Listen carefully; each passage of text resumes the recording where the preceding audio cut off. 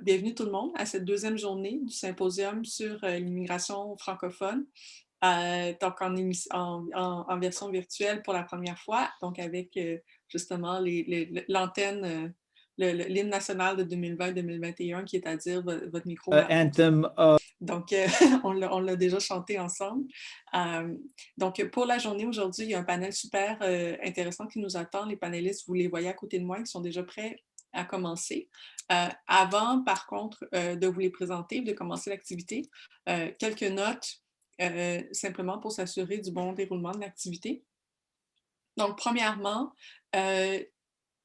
for those of you who might need it, there is simultaneous translation available. So if you are an English speaker, you can look down on your screen. There's the interpretation button there, and if you click on it, then you'll be able to access the simultaneous translation for the panel. Donc voilà pour ça.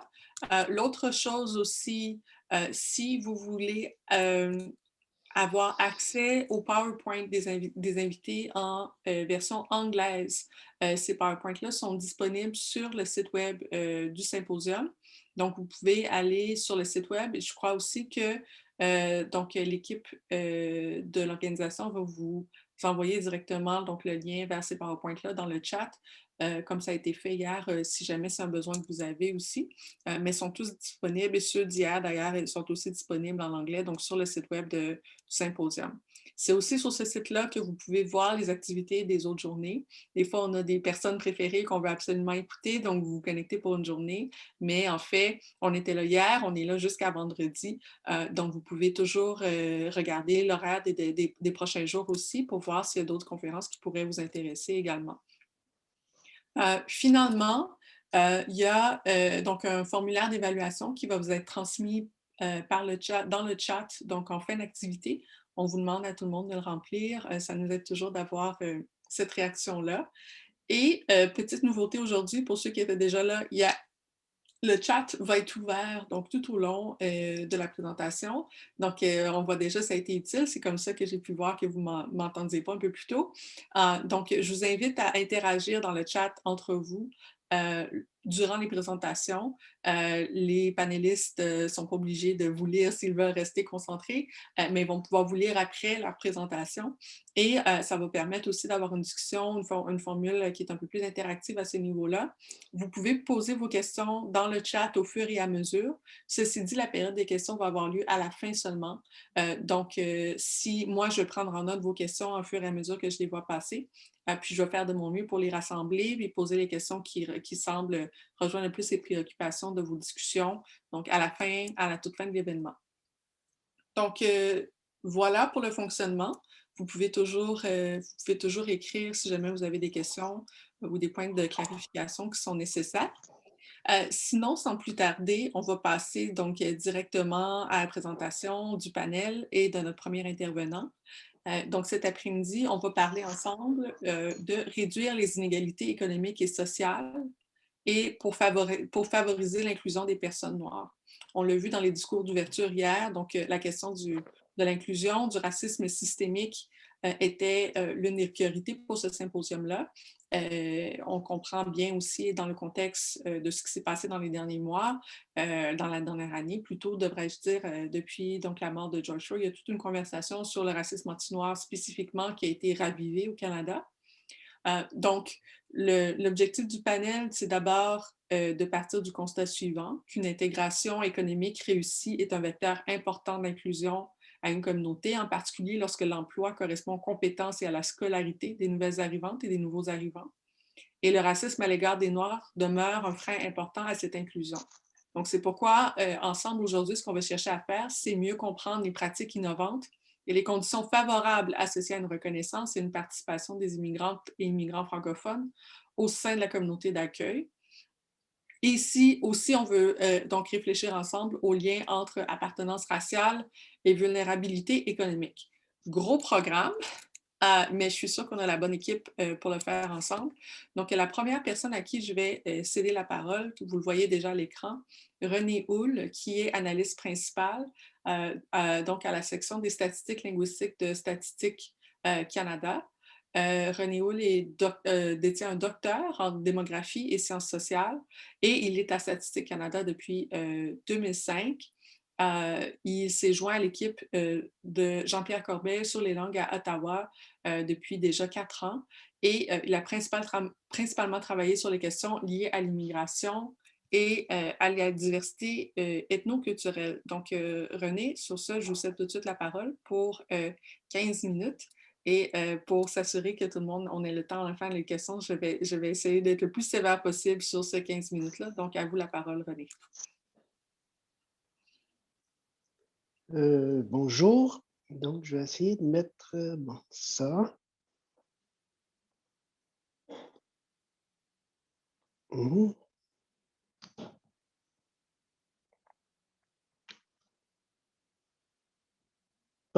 Bonjour.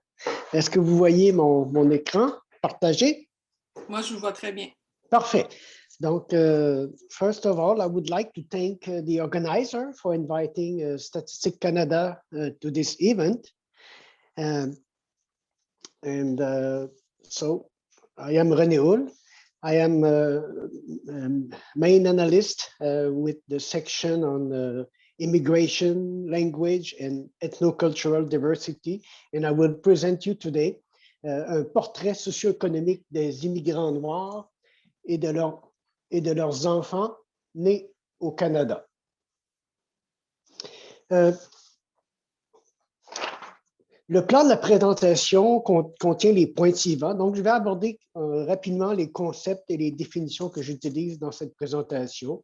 Donc, comment on définit la population noire dans le recensement du Canada, le recensement qui est la principale source de données là, pour cette présentation, et aussi comment on définit les immigrants et la deuxième génération. Donc, c'est ma population d'intérêt ici.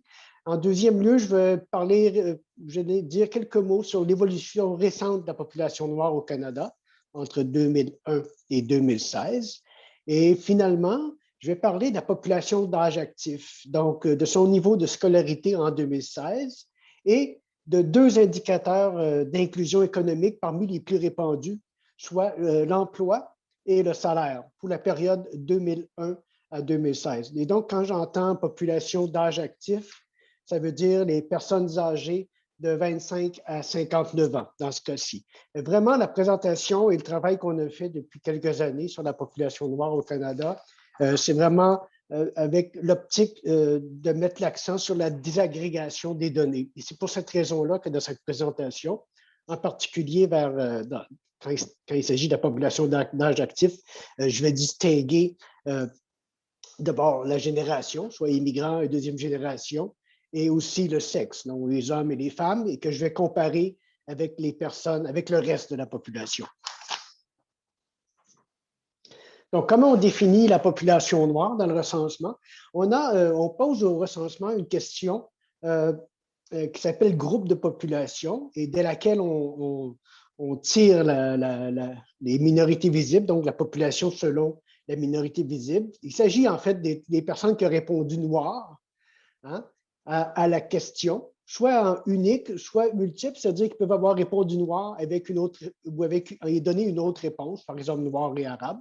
Mais dans tous les cas, dès qu'une personne répond noir, on la classifie comme étant un noir dans la catégorisation des minorités visibles. Pour donner ici quelques éléments, qui sont les immigrants. Donc, ce sont les personnes qui sont ou qui ont été des immigrants reçus ou des résidents permanents au Canada. La deuxième génération, ce sont des personnes nées au Canada dont au moins un des parents est né à l'étranger. Et la plupart du temps, ce sont des immigrants. On a ensuite deux autres catégories que je n'aborde pas dans cette présentation, mais qui sont évidemment examinées dans les rapports qu'on a publiés au sujet de la population noire au Canada, canadienne. Juste un mot, la présentation porte essentiellement sur l'ensemble de la population noire, mais j'ai quand même voulu donner quelques informations sur la population noire de langue française, en particulier celle qui vit à l'extérieur du Québec. Donc, dans le graphique du haut, ce qu'on voit, c'est que cette population a plus que triplé. Donc, la population noire vivant à l'extérieur du Québec a plus que triplé en 15 ans entre 2001 et 2016. Elle est donc passée de 18 590 en 2001 à près de 60 000 en 2016. C'est quand même une croissance importante. Et comme on peut constater, c'est une croissance qui est plus importante que la population noire francophone du Québec et ou que la population noire totale du Canada. Donc, c'est vraiment à l'extérieur, c'est chez la population noire à l'extérieur du Québec que la croissance de la population noire est la plus rapide. En termes de pourcentage, la population noire à l'extérieur du Québec représentait près de 6 de la population de langue française vivant à l'extérieur du Québec. Donc, 6 des francophones hors Québec sont des personnes noires, ce qui est supérieur à ce qu'on observe chez les francophones au Québec et dans la population totale, où on voit le pourcentage est inférieur à 4 En termes de nombre, évidemment, à l'extérieur du Québec, c'est en Ontario qu'on a la plus forte population noire, donc 41 800 personnes noires en Ontario en 2000, francophone, on s'entend, francophone, en Ontario en 2016. Ici, je passe maintenant à la population dans son ensemble. Ici, je traite de l'ensemble de la population noire au Canada, francophone, non francophone au Québec, vivant à l'extérieur du Québec. Ce que ce graphique-là montre, c'est que plus de 70 de la population noire en âge de travailler, donc les 25 à 59 ans, sont des immigrants. Donc, la ligne rouge qu'on voit. Mais c'est quand même la deuxième génération. Donc, ces personnes noires-là qui sont nées au Canada de parents nés à l'étranger, qui a eu la croissance la plus rapide et qui a toujours la croissance la plus rapide. Donc, si on prend les immigrants noirs, on voit que cette population a accru de 230 000 en 2001 à tout près de 400 000 15 ans plus tard.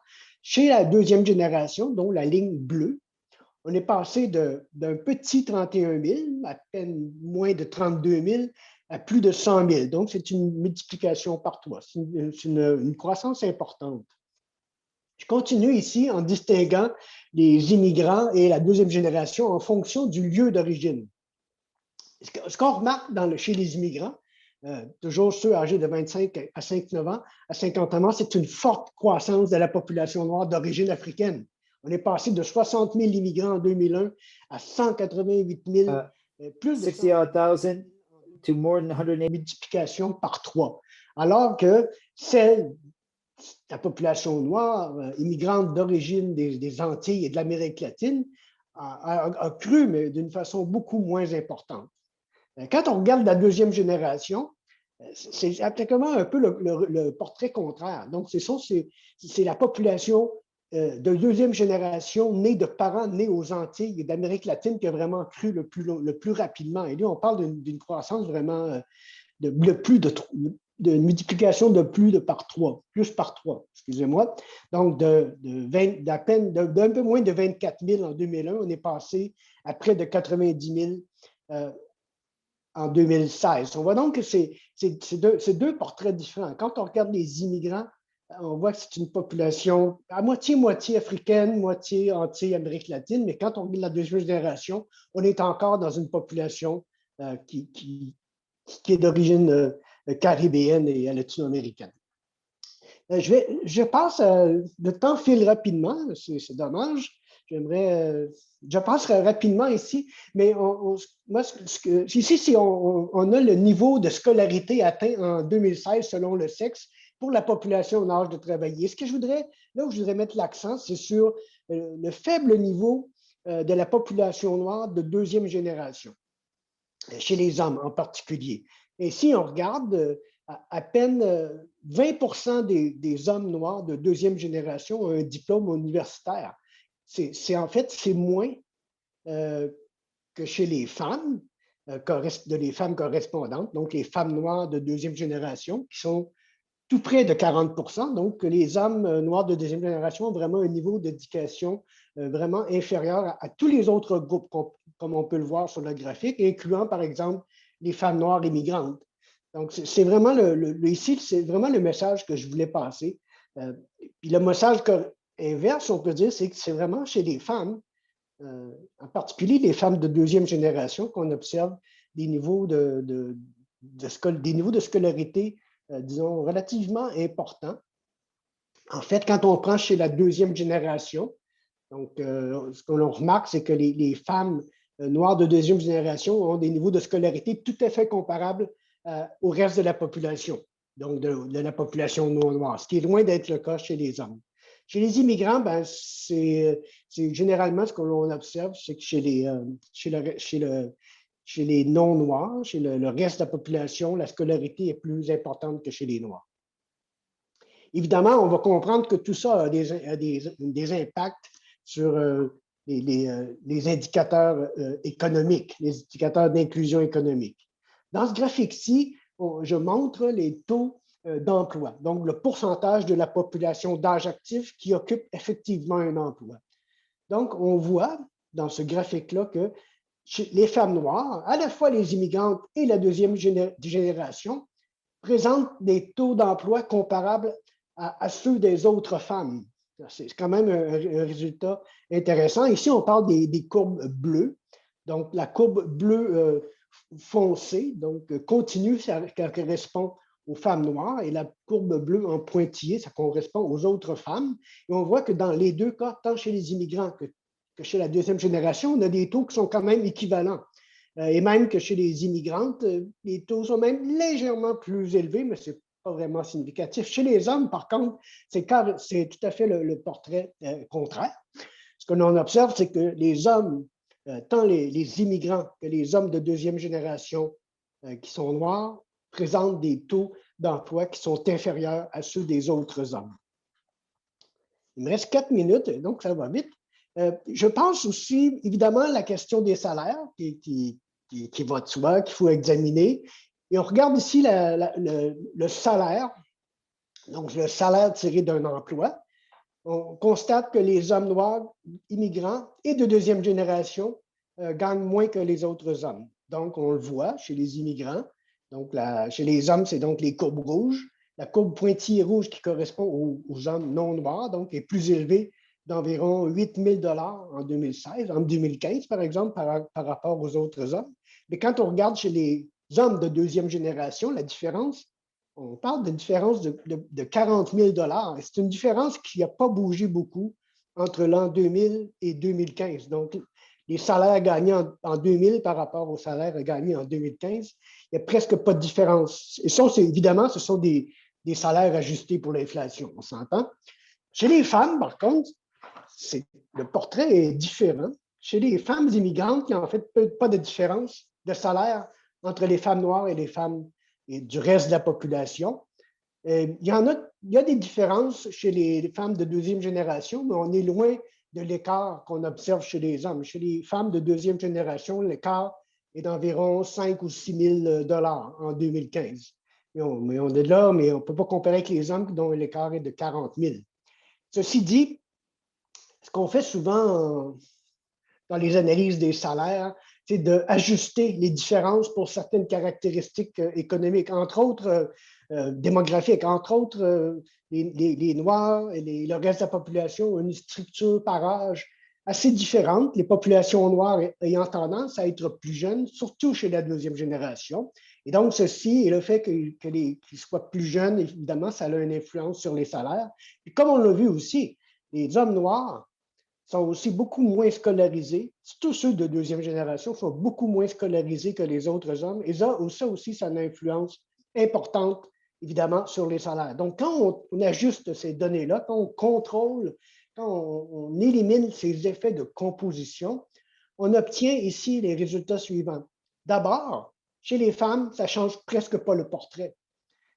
Toujours chez les immigrantes, on voit que même après ajustement pour l'âge, pour le niveau de scolarité et d'autres variables, on voit bien que les salaires des immigrantes sont à peu près équivalentes, des immigrantes noires sont à peu près équivalents aux salaires des autres femmes immigrantes. Un peu la même chose chez les femmes de deuxième génération, où les différences après ajustement ne sont pas plus grandes, ni moins grandes, en fait. Ça n'affecte presque pas le portrait des salaires des femmes, de la différence entre les salaires des femmes noires et des autres femmes de deuxième génération, comme on voit dans les deux courbes bleues qui sont vraiment près. Ça a même, probablement même réduit un peu les différences. Par contre, chez les hommes, on voit surtout chez la deuxième génération que l'écart reste relativement important. Bien sûr, il a diminué. L'écart, on s'en souvient, était de 40 000 $. Il s'est réduit à 10 000 $.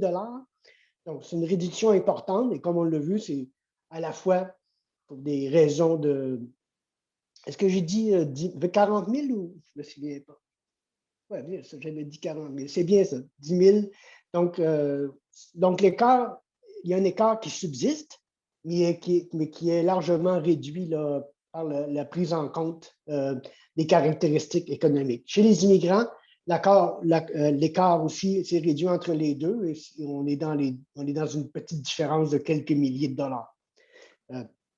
Donc, finalement, ce que je voulais dire ici, c'est que même en tenant compte de la composition de la population selon l'âge, l'éducation et d'autres caractéristiques, on observe toujours cette différence de salaire entre les hommes noirs et les autres hommes. Juste pour terminer, j'ai dû aller rapidement, là, mais si vous voulez en savoir plus sur les produits qui ont été diffusés sur la population noire au cours des 2 dernières années, bien, on a produit en fait une infographie. On a produit 2 livrets, un sur la diversité de la population noire et un livret sur la population noire où on résume les résultats sur l'éducation, le travail, la résilience. Et on a aussi, donc 2 études analytiques, une qui a porté sur les parcours scolaires et l'intégration au marché du travail des jeunes noirs au Canada. Et une autre étude analytique dont j'ai présenté ici les principaux résultats qui portaient sur l'évolution de la situation socio-économique de la population noire au Canada de 2001 à 2016. Et sur ce, je vous remercie de votre attention. Merci beaucoup, M. Hull. Il y a beaucoup de questions qui ont été suscitées parmi les participants pour votre présentation. Donc, ils ont bien été prises en note. On va regarder ça. À la fin, je sens beaucoup de questions sur, en fait, c'est des gros pourquoi. Pourquoi? Oui, je comprends que j'ai dû aller rapidement, mais je suis prêt à répondre à toutes les questions que vous allez me poser après. Ça sera, je pense, avec grand plaisir pour tout le monde. Mais on va tout de suite passer donc, à Virginie Messana pour le moment. Donc, Virginie, qui est chercheuse indépendante et spécialisée dans l'étude des identités diasporiques et de la résilience des migrants en milieu urbain au Canada. Elle a une formation multidisciplinaire en sciences politiques, en communication, en sociologie. Et donc, elle est experte en études des relations ethniques et des diasporas. Et elle est aussi chercheuse affiliée à Sociopol. Donc, sur ce, je vais tout de suite lui laisser la parole. Donc, Virginie, pour 15 minutes, merci à René d'avoir donné l'exemple. Pour le respect du temps, on a même entendu la minuterie. Donc, j'attends la même chose de Virginie pour sa présentation. C'est ce que je fais. Je démarre ma minuterie. Alors, je suis vraiment très heureuse d'être avec vous aujourd'hui. L'étude que je vais vous présenter, en fait, a été menée pour Immigration Canada. Elle a été donc dirigée par la firme Sociopol. Donc, j'étais une des co-investigatrices de recherche avec Marie-Ève Fauré. Donc, je vais vous partager tout de suite mon écran avant d'oublier, parce qu'une fois qu'on commence à parler, c'est le genre de choses qu'on oublie. Donc, le titre de cette étude qui a été menée en 2019 donc, pour Immigration Canada, c'est « Les personnes immigrantes francophones vivant en situation minoritaire et propriétaires d'entreprises, défis et incitatifs ». Vous avez vu avec René un portrait un peu plus général de la population noire au Canada, donc en termes davantage de statistiques. Ici, avec cette étude, ce qu'on nous avait proposé d'aller mener comme étude, c'était d'aller comprendre un peu les parcours de personnes issues de l'immigration qui veulent se lancer en affaires. Donc, il y avait à la fois des travailleurs autonomes et des entrepreneurs. Donc, il y a les deux identités. Je sens qu'il y aura peut-être des questions qui viendront là-dessus, mais je ne veux pas rentrer trop dans ce sujet lors de cette présentation. Donc, on va se concentrer sur l'étiquette propriétaire d'entreprise. Donc, des personnes immigrantes francophones qui se lancent en affaires à l'extérieur du Québec, donc en situation minoritaire. Donc, c'était vraiment une étude très exploratoire dans la mesure où, comme on parlait tout à l'heure de statistiques, il y avait relativement peu de données qui permettaient de comprendre, en fait, l'approche intersectionnelle à adopter et qui nous permettrait de mieux réaliser les défis spécifiques de ces personnes-là. Donc, on espère qu'avec cette étude, peut-être d'autres pourront être menés pour aller pousser la réflexion plus loin. Mais voici d'abord ce qu'il en est ressorti de notre étude à nous. Alors, je vais tâcher à travers cette étude de mettre en lumière davantage les parcours aussi des personnes noires.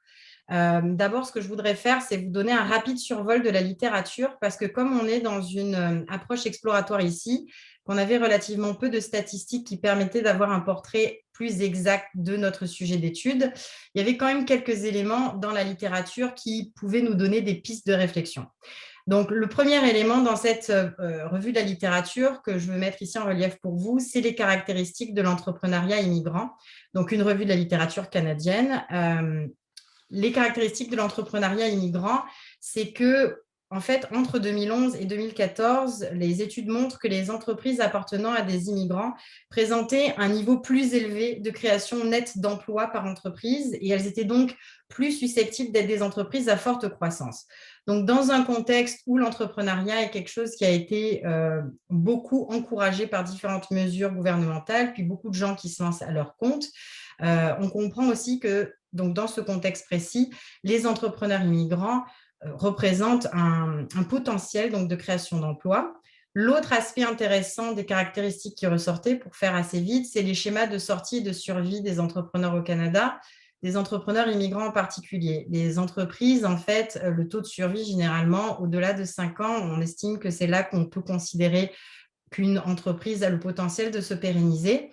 Beaucoup de gens qui se lancent en affaires n'arrivent pas à ces 5 ans. Si, dans le cas des immigrants, c'est assez similaire en fait aux personnes nées au Canada, sauf pour justement les personnes issues d'Afrique. Et c'est ça que je voulais mettre en relief dans cette revue de la littérature, parce que les études montrent qu'un an après être devenus propriétaires d'entreprises, les immigrants de l'Afrique, de l'Amérique latine et du Moyen-Orient en particulier, présentaient des probabilités plus élevées de sortie que les nouveaux immigrants, par exemple, de l'Asie du Sud-Est, de l'Europe, de l'Inde et des pays anglophones.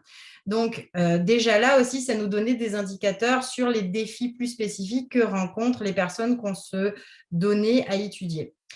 Les particularités de l'entrepreneuriat féminin, je voulais aussi les mettre en relief parce que cette étude vise à s'intéresser davantage aussi à la comparaison hommes-femmes dans les immigrants en fait, issus des minorités visibles. Donc, c'était très important pour nous d'avoir un portrait général aussi des défis spécifiques que rencontrent les femmes entrepreneurs au Canada, même si on n'avait pas tous les marqueurs identitaires qui nous permettaient à ce moment-ci d'avoir le portrait global. Donc, ce qui revient dans les particularités d'entrepreneuriat féminin déjà dans la revue de la littérature et qu'on retrouve dans notre étude, c'est l'expérience de la discrimination, l'insécurité financière, et je vais revenir sur certains de ces aspects par la suite. D'autres éléments de notre revue de littérature, donc particulièrement intéressantes pour le sujet de notre panel, c'est l'immigration au sein des communautés francophones. Donc, comme vous le savez déjà si vous êtes ici dans ce symposium aujourd'hui, elle est importante, cette immigration, pour la vitalité des communautés. Les statistiques, en fait, rappellent aussi le déficit d'immigrants au sein des communautés francophones. C'est quelque chose qu'a montré un petit peu René, notamment avec le cas de la population noire. Moi, ce que j'aimerais ajouter peut-être, c'est que pour le cas des immigrants nés en Afrique, vous allez voir, qui prennent quand même une grande place dans notre étude, c'est aussi ceux qui affichent les taux d'emploi les plus bas et les taux de chômage les plus élevés de tous les groupes d'immigrants, en particulier ceux installés au Canada depuis 5 ans au moins. Les entrepreneurs nés en Afrique présentent aussi des probabilités de sortie d'entreprise plus élevées. Donc, on le voit à l'ensemble du Canada, mais dans le cas des communautés francophones, ça reste assez vrai, en fait, quand on observe les statistiques aussi par province.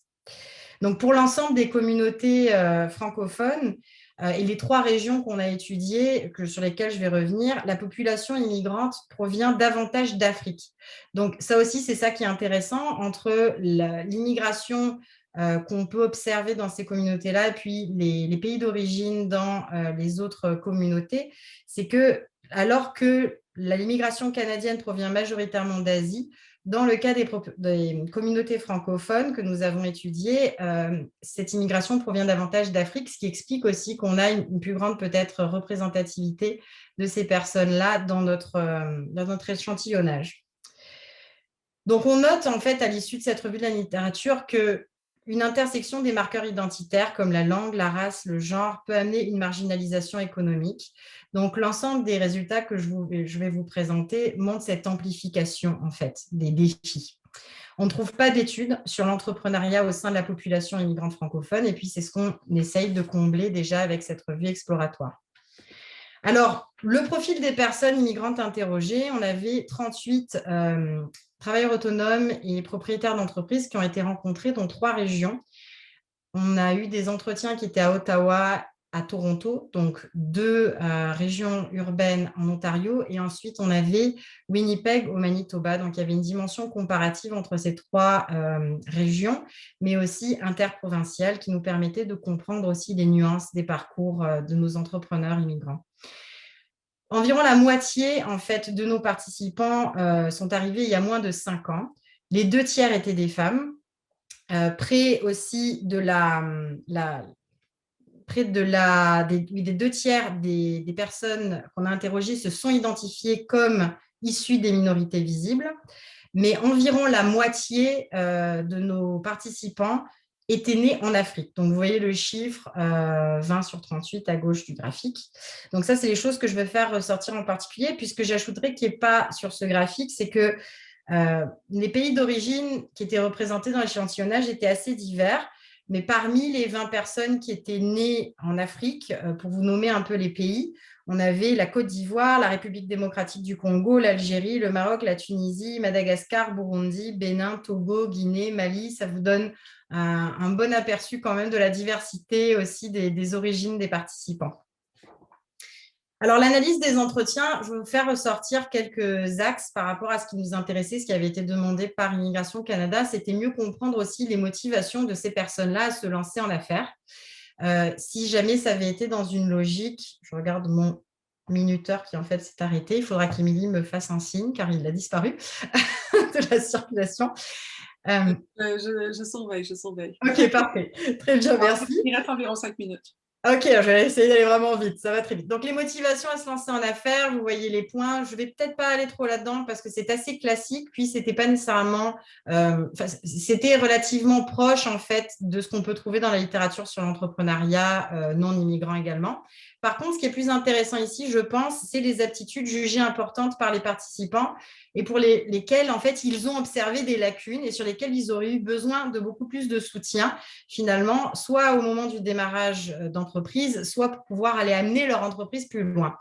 Donc, et ça, ces choses-là vraiment ressortent, comme je dis, de manière amplifiée dans une approche intersectionnelle. Donc, il y a le sens de l'organisation, les connaissances en gestion, en ressources humaines. Il y a beaucoup d'éléments, finalement, dont les personnes ne disposaient pas, ils ne savaient pas où aller trouver ces ressources. Donc, les compétences culturelles, ça ressortait énormément. Dans les compétences culturelles, en fait, ce que j'aimerais soulever ici, c'est que, par exemple, les personnes qui provenaient d'Afrique ont noté qu'elles avaient davantage de défis sur les plans de reconnaissance des diplômes obtenus à l'étranger, de la perception de la discrimination subie ou alors de la sécurité financière. Il y avait aussi l'apprentissage de la langue en anglais qui s'avérait plus laborieux pour ces personnes-là. Quand elles arrivaient au Canada, c'était quelque chose qui était relevé davantage par les participants. Ça rendait du coup l'apprentissage des compétences culturelles inhérentes au marché du travail du Canada plus complexe en fait de leur point de vue. Puis quelque chose qui est ressorti, qui est assez intéressant pour les personnes issues de l'Afrique, c'est que l'accent, en fait, c'était vraiment très, très souvent amené comme étant un facteur de discrimination perçu ou subi, que ça soit en anglais, d'avoir un accent en parlant en anglais, ou d'un accent du pays d'origine lorsqu'on parle en français, donc d'un accent francophone au sein de la communauté francophone comme étant une barrière lors des échanges, que ce soit avec des partenaires d'affaires ou que ce soit avec des clients ou avec, en allant justement chercher des prêts bancaires ou ce genre de choses. Donc ça, c'était particulièrement intéressant dans l'étude à relever. L'autre chose, les principaux obstacles, je vais essayer d'aller rapidement, il y avait 3 principaux obstacles qui ont été relevés, c'est le réseautage, Donc, les personnes interrogées vivaient un très grand isolement qui était souvent, par exemple, pour les femmes lié à leurs autres responsabilités au sein de leur foyer, la difficulté à obtenir du financement, qu'elles associaient justement notamment à l'absence d'un partenaire masculin qui semblait leur être demandé lorsqu'elles entreprenaient des démarches auprès des banques. Donc, il y a ces deux éléments qui ressortaient beaucoup. Troisième principal obstacle, la question de l'accompagnement. Alors, l'accompagnement, c'est ce qu'on veut dire par exemple, le mentorat, le coaching, avoir accès à des ressources qui permettent vraiment d'aller porter ce projet qui leur tenait à cœur et qui leur manquait. J'ai mis par-ci, par-là des citations. Malheureusement, je dois aller assez vite pour vous les présenter. Donc, vous comprenez que tous ces obstacles sont dans un contexte où les personnes interrogées, en fait, souhaitent que des ressources en français soient davantage adaptées aux immigrants propriétaires d'entreprises et reflètent aussi davantage leur réalité. Alors, les relations avec la communauté francophone, donc appartenir à une communauté francophone est jugé très important la plupart du temps, c'est aussi source de fierté. Il y a une forte conscience en fait de l'appui communautaire que ces personnes reçoivent. Pour les personnes africaines, il va y avoir aussi énormément le souhait, je vais passer du coup à la diapositive suivante, de partager d'autres héritages francophones, d'autres cultures à travers des objets, à travers des savoir-faire, des savoir-être. C'est quelque chose qui revient énormément, à la fois dans le type des entreprises qui sont lancées et de créer des liens aussi avec le pays d'origine, de créer des collaborations, des partenariats d'affaires à l'international et localement, et ce qui enrichit vraiment les liens qui sont tissés aussi au sein des communautés francophones. Je sens que le temps m'échappe. Émilie, j'en suis où? Je ne t'entends pas, mais tu vas me le dire. Alors, je vais venir aux recommandations. Ça serait 2 minutes. C'est ça. Alors, je vais venir aux recommandations. En fait, dans notre... J'ai dû passer vraiment super vite sur la richesse des résultats qu'on a obtenus. Mais on aura peut-être l'occasion d'y revenir lors de la période des questions-réponses. Dans les recommandations, en fait, comme c'était une étude commandée par Immigration Canada, on avait 4 recommandations principales. Puis là, pour cette présentation, j'ai décidé d'en retenir deux principales recommandations. La première, en fait, c'est aussi parce qu'on considère que c'est celle qui reliait le plus les 4.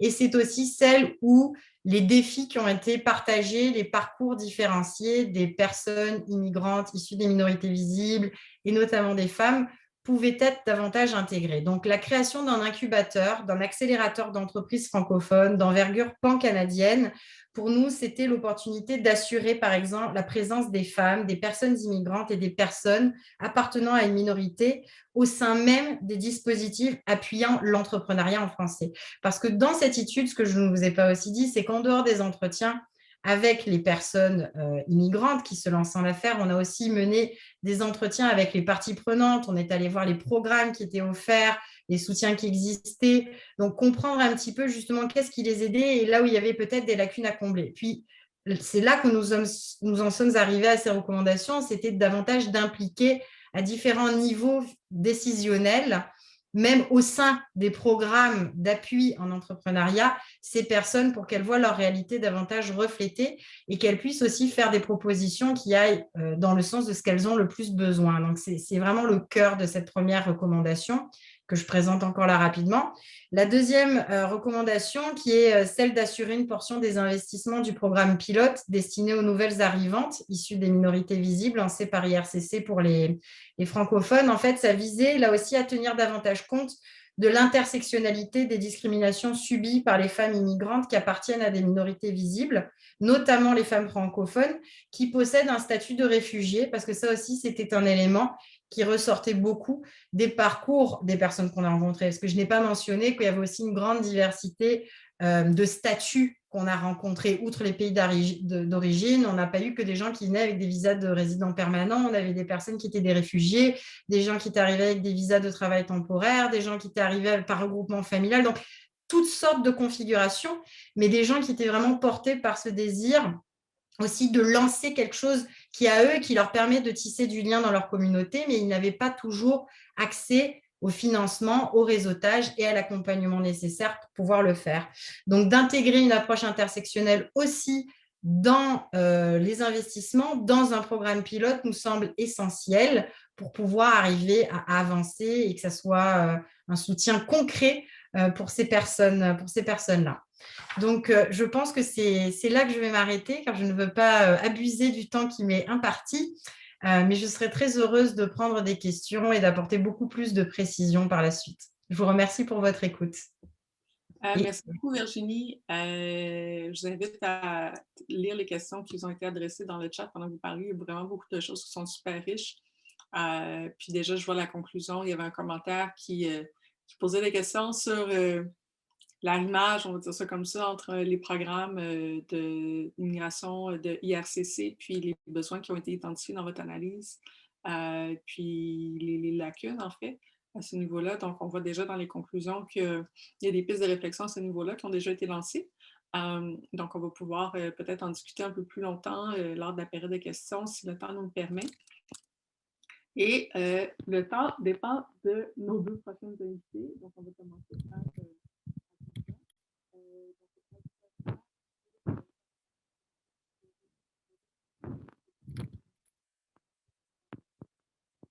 On ne vous entend pas encore. Oui, on t'a perdu, Émilie, encore. Ton son a complètement disparu. Il a baissé et après, silence radio. On ne t'entend plus.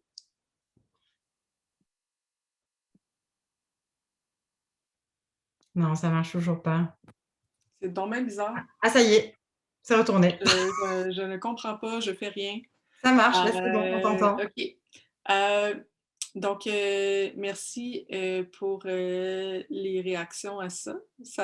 Au moins, ça me permet de savoir que je ne parle pas dans le vide. Vous réagissez quand je parle quand vous ne m'entendez pas. Donc, je disais qu'on va passer tout de suite donc, à Radija. En fait, j'étais en train de commencer à lire sa biographie. Donc, Radija Sal, qui est coordonnatrice de projet au Réseau de développement économique et d'employabilité du Nouveau-Brunswick. Donc, bienvenue et bonjour Radija. Donc, c'est un programme pour ceux et celles, dont moi, qui ne sont pas au Nouveau-Brunswick. Donc, pour mieux comprendre ce projet-là, c'est un programme qui vise le développement des compétences qui facilite l'intégration des immigrantes francophones et de minorités visibles au marché du travail. Donc, il travaille avec plusieurs partenaires locaux en ce sens. Il faut aussi savoir que Radija possède un doctorat en sciences économiques de l'Université de Poitiers en France et qu'elle est dans le réseau de l'éducation et le domaine associatif depuis son arrivée au Nouveau-Brunswick en 2012. Donc, bienvenue et je vous laisse la parole pour votre présentation. D'accord, merci beaucoup. Alors, je vais partager mon écran.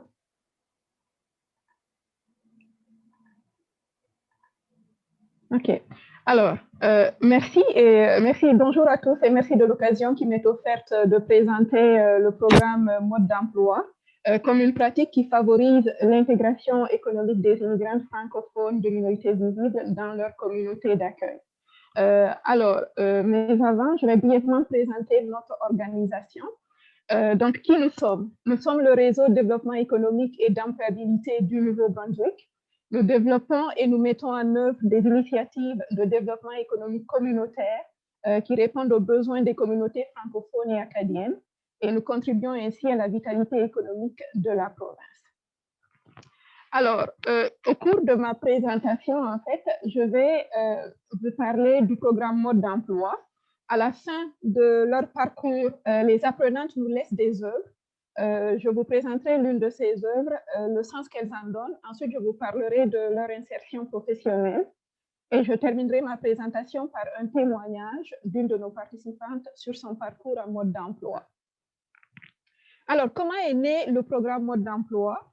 Le REDI a initié le projet après avoir été approché par l'IRCC du fait de son expérience en employabilité pour développer un programme de ce genre. Alors, nous avons entrepris des démarches auprès des responsables d'associations culturelles pour recueillir des informations. Notre objectif était de laisser s'exprimer les femmes de minorités visibles et d'entendre de leur part des obstacles auxquels elles font face dans leur démarche d'intégration sur le marché du travail. Alors, nous cherchions à comprendre leurs besoins, à recueillir des informations pertinentes nous permettant de proposer un programme qui vise à répondre aux nombreux défis soulevés par ces femmes. Donc, ce que nous avons fait, nous avons rencontré 3 groupes de femmes de minorités visibles à qui nous avons essentiellement posé les 2 questions suivantes. Alors, la première question, c'est quels obstacles rencontrent-elles dans leur processus d'intégration au marché du travail et quels ateliers elles aimeraient se voir proposer en vue de les aider à surmonter ces obstacles. Donc, par rapport à la première question, la discrimination et le manque d'ouverture sont souvent revenus dans nos discussions. Ensuite, il y a le défi de la langue, la garde des enfants, parce que les femmes sont souvent celles qui vont garder les enfants, alors que les places en garderie sont limitées et coûteuses. Par ailleurs, certains d'entre elles ne savent pas comment adapter les outils de recherche d'emploi aux normes canadiennes. D'autres obstacles tels que le manque de réseau, les défis qui sont liés aux compétences 12 évaluées sur la base des normes canadiennes, les techniques de réseautage ont été également évoquées. Concernant la deuxième question, chaque groupe de discussion a fait une proposition de thèmes sur lesquels elles auraient aimé avoir une formation. Alors, mode d'emploi a été construit sur la base des données recueillies à l'issue des conclusions, à l'issue des données que nous avons obtenues de ces consultations. C'est un programme qui s'étale sur plusieurs semaines, au cours desquelles nous développons avec les femmes différents aspects de leur employabilité. Alors, il est divisé en différents modules dont les objectifs sont de mieux se connaître, d'avoir confiance en soi, de comprendre les différences culturelles, la diversité culturelle, les outils et les techniques de recherche d'emploi, la culture et les normes du travail au Nouveau-Brunswick. Nous organisons des simulations d'entrevues enregistrées avec l'appui de personnes qui sont souvent impliquées dans le processus de recrutement. Et ces simulations sont très utiles parce qu'elles les amènent à pratiquer ce qu'on leur dit en théorie. Par ailleurs, nous invitons des personnes immigrantes qui ont une intégration réussie au sein de la communauté à venir témoigner, à parler de leur parcours, des ressources auxquelles elles ont eu recours pour surmonter des obstacles rencontrés.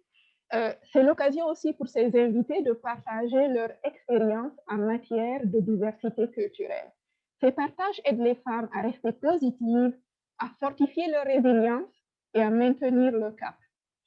Voilà, donc nous invitons aussi des employeurs à venir parler de culture de travail, de réseautage et de la façon dont la diversité culturelle est vécue au sein de leur organisation, parce que ça, ce sont des éléments qui sont importants pour les femmes. Et parfois, nous nous déplaçons en groupe pour faire des visites en entreprise. Alors, ensuite, je vais vous parler à partir de là des évaluations. Qu'en est-il des évaluations du programme? J'ai déjà parlé des simulations d'entrevues qui sont une façon d'évaluer les progrès de nos participantes. Aussi, à la fin de chaque semaine, nous faisons le point sur le parcours. Il s'agit ici d'échanges au cours desquels nous cherchons à savoir si le programme correspond bien à leurs attentes. Nous voyons ensemble ce qui a fonctionné, ce qui a été moins, ce qu'elles auraient aimé avoir qu'elles n'ont pas dans les ateliers. Nous tenons compte des rétroactions des femmes pour leur offrir en fait un programme amélioré et adapté à leurs besoins. Plus d'une fois, il nous est arrivé de modifier certains de nos ateliers parce qu'elles ne répondaient pas aux attentes des femmes. C'est dire en fait que les femmes sont des actrices du processus d'amélioration continue du programme.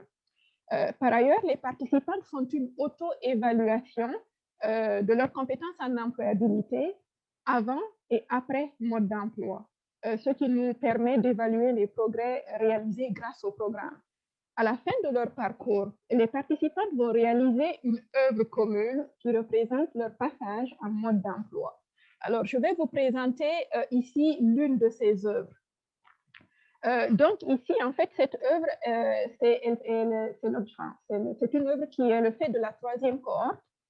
Je tenais à vous la présenter parce qu'elle décrit ce que vivent les femmes à leur arrivée, ainsi que leur cheminement dans le processus d'intégration. Et je vais vous l'expliquer en empruntant leurs propres mots. L'œuvre commence avec l'arrivée des femmes, ici, comme vous le voyez, sur le territoire canadien. Alors, certaines d'entre elles, ils découvrent alors la neige, le froid, les nouveaux vêtements. Et les premières semaines sont très difficiles. C'est noir et c'est très dur. Et dans leur démarche, elles découvrent le programme mode d'emploi. Et alors, à partir de là, je vais les citer. Je vais citer ce qu'elles disent, en fait. Alors, ça a été un moment de découverte. Un moment de découverte humaine, professionnelle, didactique. On a beaucoup appris et ça a été vraiment un moment exceptionnel. Et c'est pourquoi vous voyez le cœur ici, qui représente l'amour que nous avons eu. Ce cœur avec ses fils qui représentent tout ce qu'on a appris. Quand on sort de cette formation, nous pouvons dire « we can do it ». Et c'est un nouvel avenir qui s'ouvre devant nous. C'est un avenir radieux, un avenir plein de soleil, plein de verdure. Vous savez, la verdure représente généralement la renaissance. Et nous croyons qu'au Nouveau-Brunswick, nouvelle patrie, nous pouvons recommencer de vivre. Nous pouvons nous intégrer et nous allons y arriver. Merci de l'envol que vous nous permettez de prendre dorénavant au Canada, parce que l'aigle, vous le savez, c'est un oiseau royal qui, quand il étend ses ailes, c'est majestueux. Il va très haut et nous croyons que dorénavant, grâce à vous, grâce à ce que vous nous avez apporté, nous pouvons prendre notre envol au Canada. Nous pourrons accomplir nos rêves. Merci à ceux qui ont réfléchi au projet, qui ont pensé à ces femmes-là qui viennent et qui sont parfois perdues, qui ont pensé à leur redonner par cette formation un regain d'espoir. Merci. Fin de citation. Alors, ce que je voudrais aussi préciser, c'est que au-delà des outils d'intégration au marché du travail, Mode d'emploi offre aux femmes la possibilité de créer des liens, de partager leurs préoccupations communes et de se soutenir mutuellement. Alors, que deviennent les femmes après Mode d'emploi? Après le programme, nous effectuons des suivis auprès des femmes. Si elles trouvent un emploi, nous leur proposons un service d'accompagnement. Sinon, enfin, un service d'accompagnement au cas où elles auraient en fait des difficultés d'intégration au sein de leur nouvelle équipe de travail. Alors, depuis le programme, en septembre 2019, nous avons enregistré 45 préinscriptions. Et certaines femmes ont dû renoncer au programme pour différentes raisons, soit parce qu'ils n'avaient pas de place en garderie pour faire garder leurs enfants.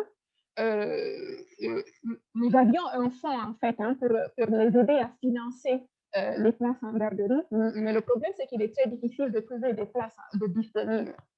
D'autres n'y ont pas participé parce que le conjoint a trouvé un emploi ailleurs et puis qu'il fallait déménager avant le début de la cohorte. Et enfin, on a d'autres qui avaient tout simplement réussi à décrocher un emploi avant qu'on ne commence la formation. Donc, à date, nous avons accompagné 20 immigrants francophones de minorités visibles, ce qui nous a permis d'offrir aux femmes des services de qualité et de répondre à leurs besoins spécifiques. Alors, les statistiques suivantes vont concerner donc les 20 participants de Mode d'emploi. Nous sommes sans nouvelles de 5 d'entre elles. 2 sont récemment devenues des mamans et 13 sont actives sur le marché du travail. Le diagramme-ci présente les données relatives à ce dernier groupe de participants. 11 d'entre elles ont réussi à se trouver un emploi, donc ce qui fait un taux d'insertion de 85%, dont 5 dans leur domaine ou un domaine proche, que représente ici les 39%, et 6 dans un autre domaine, donc les 46%. 2 sont actuellement à la recherche d'emploi. Il y a encore du travail à faire puisque les femmes qui nous arrivent sont pour la plupart très diplômées. Certaines ont plusieurs années d'expérience dans leur domaine et malgré tout, elles se heurtent à des obstacles, à de nombreux obstacles qui les empêchent de bien s'intégrer. Donc, ces obstacles sont connus et il est important de poser des actions pour en venir à bout. Mode d'emploi s'inscrit dans cette perspective. Je remercie tous nos partenaires qui nous ont accompagnés dans cette démarche et qui continuent de le faire. Donc, je veux spécialement nommer le Collège communautaire du Nouveau-Brunswick, le Conseil pour le développement de l'alphabétisme et des compétences des adultes du Nouveau-Brunswick, le Centre d'accueil et d'accompagnement francophone des immigrants du sud-est du Nouveau-Brunswick, le département d'anglais de l'Université de Moncton, sans oublier bien sûr Travail Nouveau-Brunswick. Donc, je termine cette présentation avec un témoignage d'une de nos participantes et je vous remercie de votre attention. Donc, Mode d'emploi, c'est un programme qui m'a vraiment aidé à mieux comprendre ma communauté d'accueil. Et concernant la recherche d'emploi, ça a été plus que utile pour moi. Voilà, parce que de là où je viens, par exemple, je sais que quand je vais chercher un emploi, c'est les diplômes qu'il faut mettre en avant et tout. J'ai appris qu'ici, c'est différent parce que c'est les compétences qu'il faut mettre en avant. Voilà, durant tes années de travail et tout, quelle expérience tu as acquise, qu'est-ce que tu sais faire concrètement, qu'est-ce que tu es capable de faire, est-ce que tu peux travailler en équipe, ainsi de suite. Donc, à travers Mode d'emploi, j'ai appris tout ça, j'ai appris beaucoup.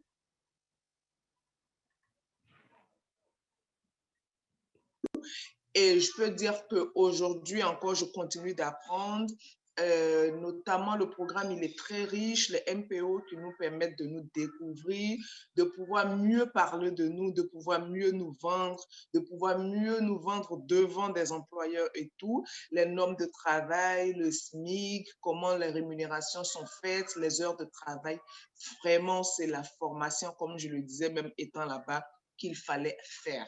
Donc, c'est la formation à faire pour vraiment des nouveaux arrivants parce que ça vous ouvre grandement les portes de votre nouveau cheminement. Ça vous montre exactement le chemin à suivre et ça vous permet de faire des rencontres vraiment merveilleuses. Moi, Mode d'emploi, c'est, on va dire, mon plus beau souvenir depuis que je suis ici et je continue d'entretenir encore de très bonnes relations avec voilà, toute cette communauté que j'ai eue autour de ce programme-là.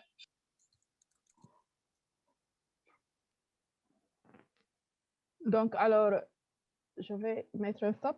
Donc, je pense que le son de la vidéo, était un peu pas de bonne qualité. Donc, c'est ça. Alors, je vous remercie de votre attention. Merci beaucoup, Radija. Je ne sais pas pour les participants, mais je pense qu'on a bien entendu quand même s'il y avait un petit bug technique, là.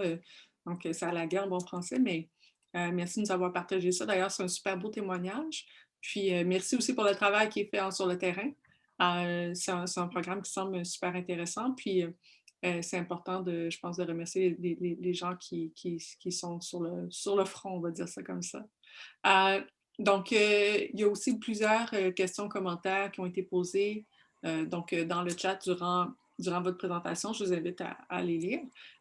Puis, on va tout de suite aller donc à Amal Madibo, qui est notre dernière présentatrice juste avant d'arriver à la période des questions.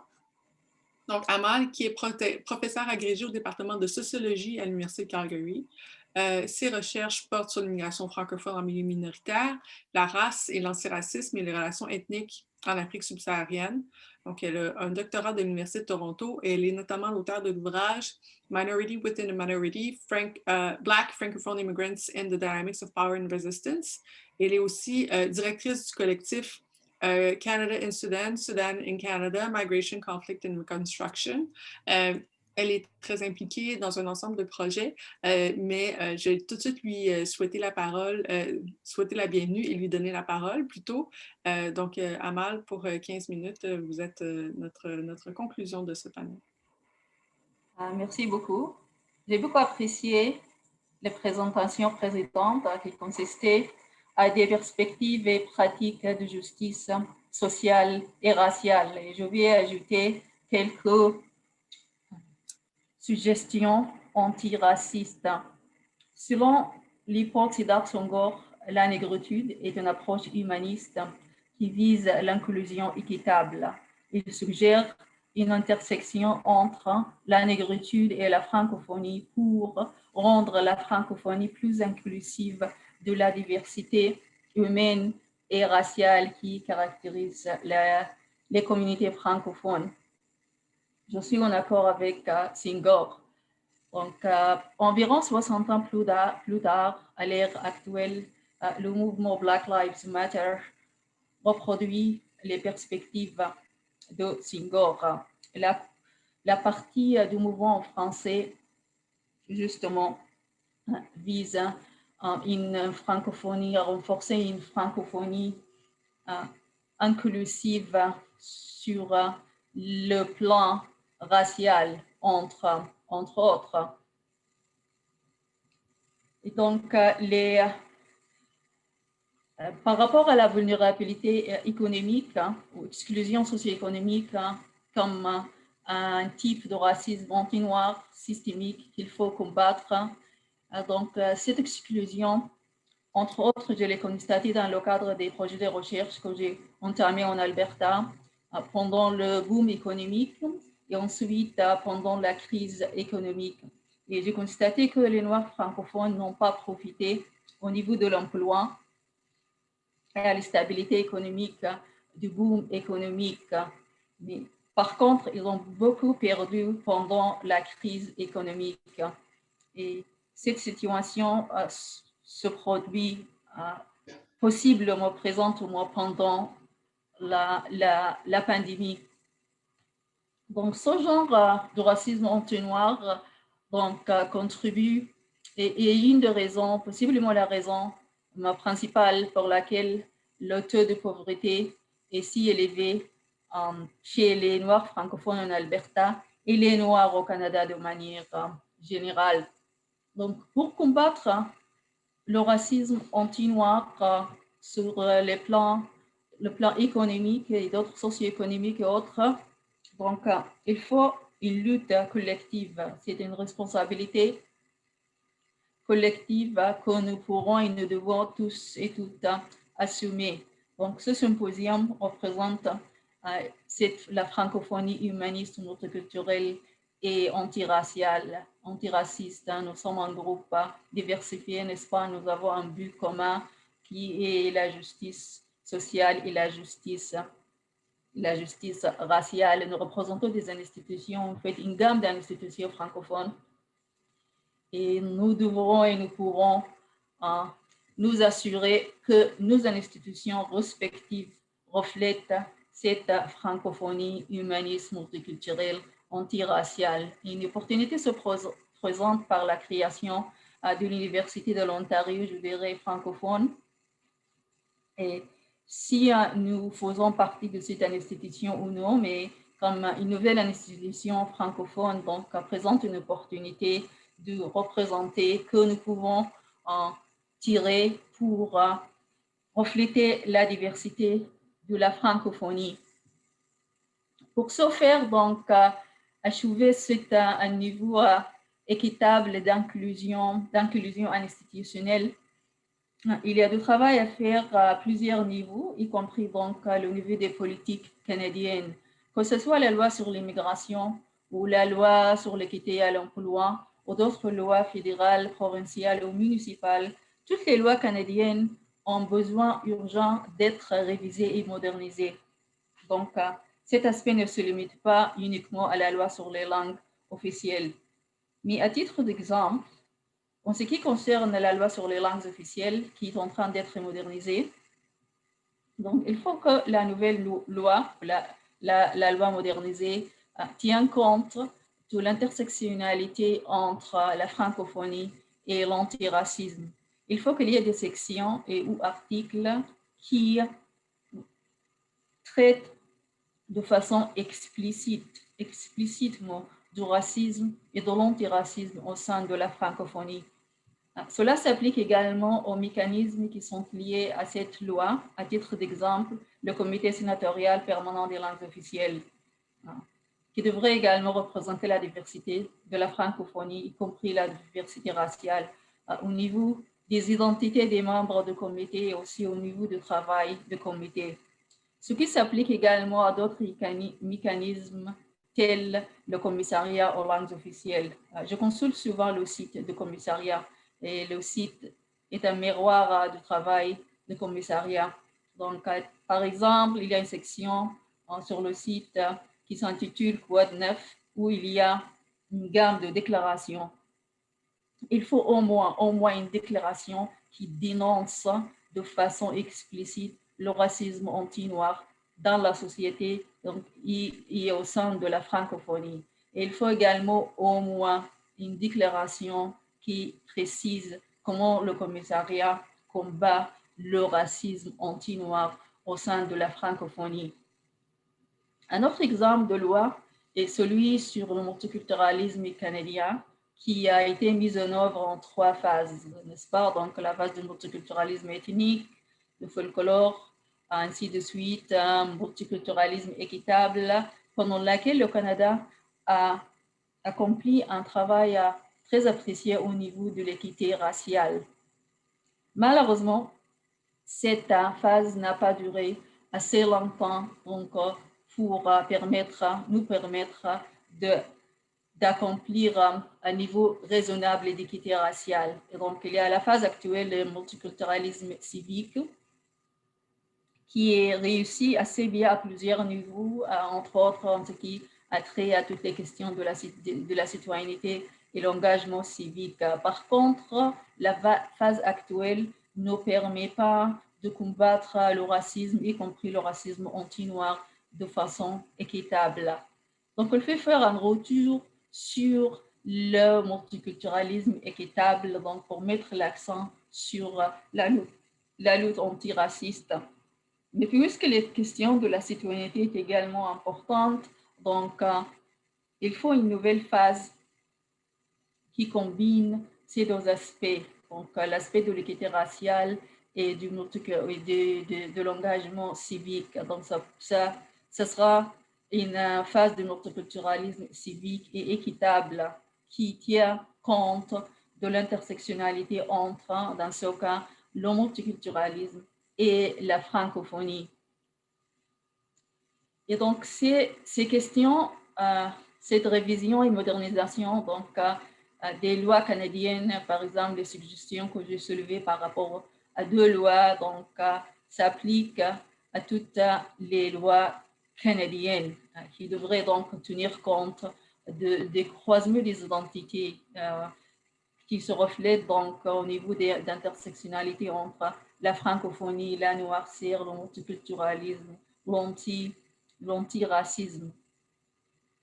Par rapport à nous, l'ensemble de la francophonie, y compris les francophones noirs, nous déjà, nous faisons déjà beaucoup et on pourra et devrait faire déployer des efforts davantage.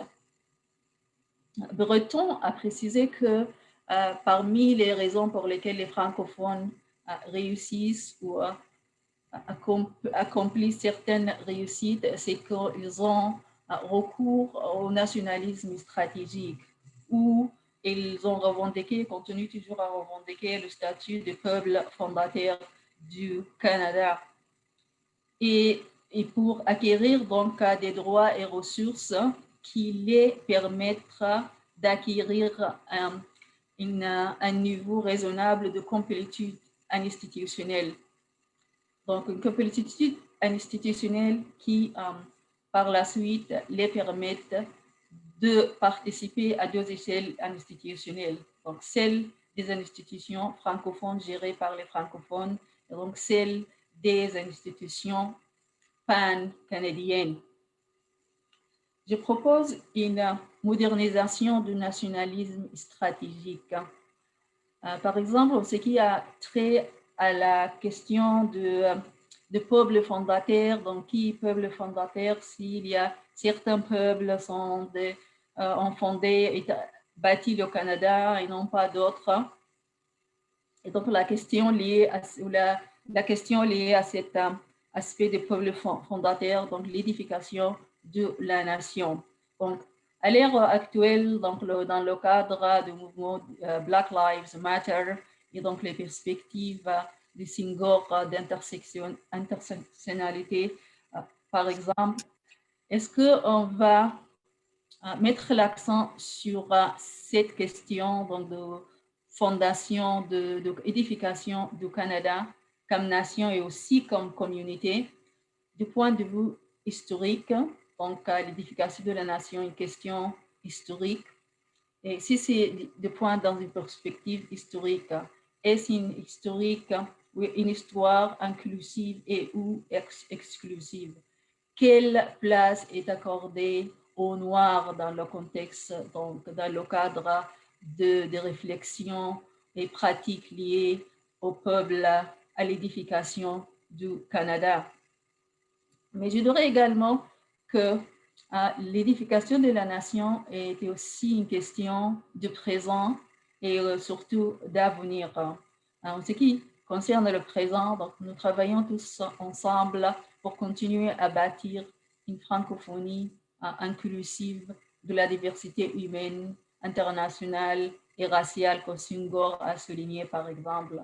En ce qui concerne l'avenir, nous bâtissons un avenir équitable pour tous les citoyens francophones dans ce cas auront accès aux ressources francophones attribuées aux francophones de façon équitable. On devrait penser à la deuxième et troisième génération que René a mentionné, a souligné par exemple. Je trouve que la question de la complétude institutionnelle est fondamentale parce qu'il a permis à au moins certaines communautés au Canada, pas seulement les communautés francophones, mais aussi d'autres communautés ethniques et racisées, d'acquérir un pouvoir ou un certain pouvoir économique et politique. Donc, les Noirs devraient profiter de la complétude institutionnelle. Et donc, il reste à voir comment est-ce que les Noirs pourraient et vont acquérir une complétude institutionnelle. Si ce sera fait, par exemple, par le biais de l'entrepreneuriat que Virginie et Khadija ont mentionné, ou si ça va être fait à l'instar de ce que les francophones ont fait, avoir des institutions francophones et aussi participer aux institutions canadiennes. Donc, il y aura des institutions gérées par les Noirs francophones et qui vont participer en même temps de façon complémentaire aux institutions francophones inclusives et aussi à l'institution pan-canadienne inclusive.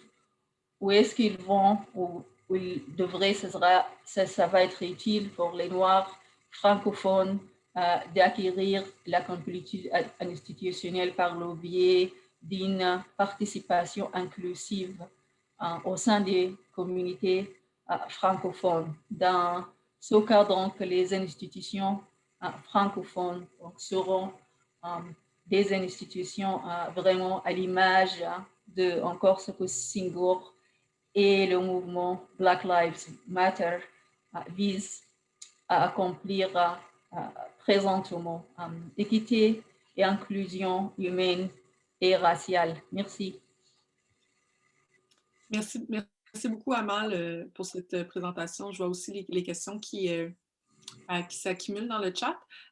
Donc, si vous aviez des questions, je m'adresse maintenant aux participants. Pour les 4 panélistes et que vous ne les aviez pas encore posées, c'est maintenant ou jamais que ça se passe. Je vois déjà Virginie qui a répondu à plusieurs questions dans le chat. Donc, il y a quelqu'un qui triche, on prend de l'avance, c'est extraordinaire. Donc, voilà. Pour la première question, en fait, je pense que je vais y aller dans l'ordre pour l'instant. Ça va vous permettre de rafraîchir la mémoire avec la présentation de René en début de panel. Je pense aussi que c'est des questions qui permettent de mettre la table pour le reste. René, il y a plusieurs personnes qui ont posé des questions d'abord sur la notion de minorité visible.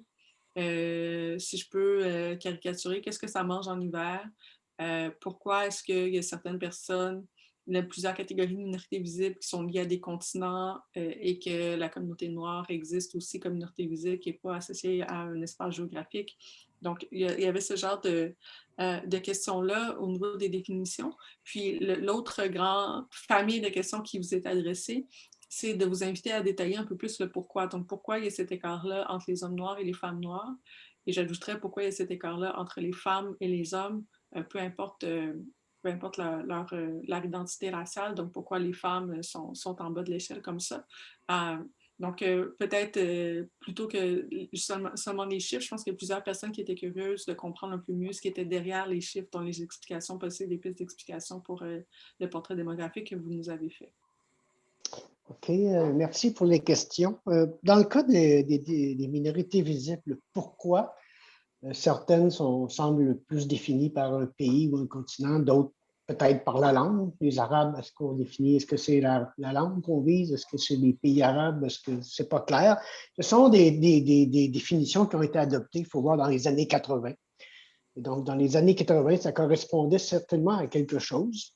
Moi, je n'étais pas là à cette époque-là, je ne peux pas bien vous répondre, mais on est conscient et on reçoit souvent ces questions à Statistique Canada qui nous posent qui nous disent pourquoi il y a, disons, les Asiatiques du Sud, les Chinois, les Coréens, les Japonais, les Philippinos, les Asiatiques du Sud-Est, et pourquoi on a juste juste les Noirs, sans aucun autre détail. Latino-américains, ensuite, on n'a pas européens, par exemple, on a mis blanc. Donc, je ne peux pas vraiment vous répondre à ces, je peux pas répondre à ces questions-là parce que c'était fait dans une certaine époque. Mais il faut comprendre que les notions de race noire et blanche, ça vient encore du passé. Hein. Ça vient du 18e siècle, ça a été repris au 19e siècle, ça a été repris dans les vieux, si on prend les vieux recensements canadiens, par exemple, avant les années 50, dans les instructions aux agents recenseurs, on mentionnait les personnes de race blanche, de race noire, de race jaune, de race rouge et de race brune, comprenez? Là, ça devait se transcrire en certains noms, mais c'était vraiment la typologie ou les catégories qui étaient utilisées à l'époque dans ces recensements-là, mais que ça venait d'Europe. Hein. Ce n'était pas des inventions canadiennes, ça avait été inventé par des gens très brillants, en fait, mais qui avaient une autre vision des choses. Donc, je ne peux pas vous expliquer pourquoi dans les années 80, ça a été fait comme ça et pourquoi c'est toujours comme ça. Est-ce qu'un jour, on va changer les catégories?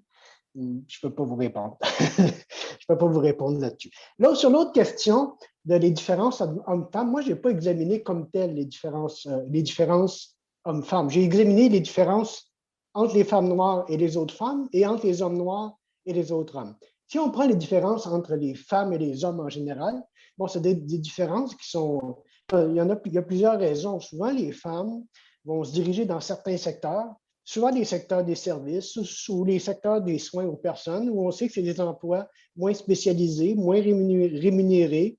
Il y a aussi la question que souvent, c'est des femmes qui vont traditionnellement, en tout cas, qui prenaient soin des enfants, donc souvent des carrières plus courtes ou des carrières qui sont entrecoupées là, par des moments où ils vont prendre soin des enfants. Donc, il y a plusieurs raisons, et ça prendrait, et souvent, il y a des études spécialisées qui examinent de façon vraiment spécifique les différences hommes-femmes.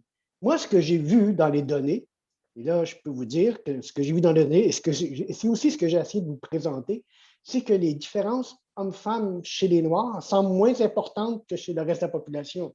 Pourquoi? Parce que les femmes noires, pour des raisons différentes chez les immigrantes et différentes chez la deuxième génération, sont plus proches des hommes noirs. Et même dans certains cas, les femmes noires ont des par exemple, meilleurs salaires que les hommes noirs. Dans certains cas, pas toujours dans tous les cas, mais dans certains cas, par exemple, les femmes caribéennes, les immigrantes caribéennes ou les femmes de deuxième génération caribéenne, souvent, vont avoir des salaires plus élevés que les hommes ou vont avoir des taux d'emploi plus élevés.